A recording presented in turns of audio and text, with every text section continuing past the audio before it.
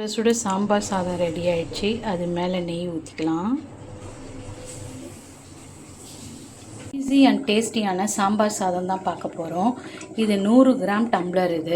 இதில் நான் 75 கிராம் புழுங்கலரிசி எடுத்துக்கிறேன். இது கூட இந்த கிளாஸ் ஃபுல்லாக நம்ம துவரம்பருப்பை சேர்த்துக்கலாம். அதாவது 25 கிராம் 75 கிராம் அரிசினா 25 கிராம் துவரம்பருப்பு. 1 கிளாஸ் அரிசி பருப்பு எடுத்தேன். அதே அளவில் 4 கிளாஸ் தண்ணி ஊற்றி ஒரு அரை மணி நேரம் இவங்களை ஊற வச்சுக்கலாம்.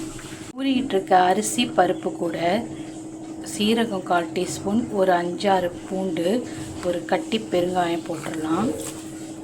இவங்க மேலே கொஞ்சம் எண்ணெயும் ஊற்றிக்கலாம். அப்புறம் தான் சீக்கிரமாக வேவாங்க. குக்கரை மூடிட்டு ஒரு 5 விசில் வர வரைக்கும் நல்லா குழைவாக வேக வச்சுக்கலாம். அந்த அரிசி பருப்பையும் ஒரு கடாய் வச்சுட்டு எண்ணெய் ஊற்றாமல் 5 காஞ்ச மிளகா, 1/4 ஸ்பூன் தனியா, 1/4 ஸ்பூன் கடலைப்பருப்பு, 1/4 ஸ்பூன் சீரகம் போட்டு வறுத்துக்கலாம்.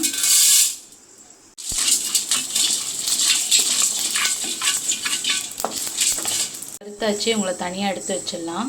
1/4 மூடி தேங்காயில் அந்த கருமையான பகுதியை எடுத்துகிட்டு திருவிட்டு அதையும் சேர்த்து வறுத்து எடுத்துக்கலாம். எண்ணெய் ஊற்ற வேண்டியதில்லை.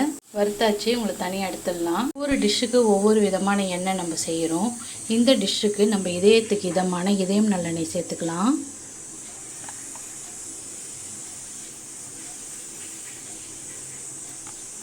காஞ்ச எண்ணெய், 1/4 டீஸ்பூன் சோம்பு, 5 கிராம்பு, ஒரு பட்டை போட்டுக்கலாம்.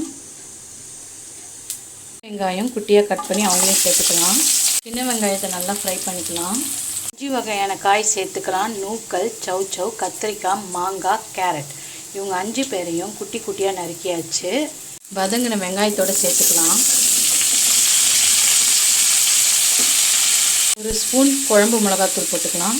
போட்டுட்டு தண்ணி ஊற்றிக்கலாம். இந்த காய் மூழ்கிற அளவுக்கு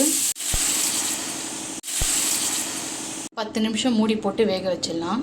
மற்றவங்களெல்லாம் மிக்சியில் போட்டுட்டு நல்லா ஃபைனாக அரைச்சிக்கலாம். அரிசி பருப்பு கூட இந்த காய்கறி கலவையும் கொட்டிடலாம்.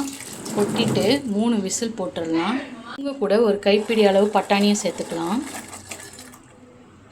மசாலாவை போட்டு ஒரு கலக்கு கலக்கிடலாம். நாட்டு சர்க்கரையும் போட்டு ஒரு கலக்கு கலக்கிக்கோங்க. சுட சுட சாம்பார் சாதம் ரெடி ஆயிடுச்சு. அது மேலே நெய் ஊற்றிக்கலாம்.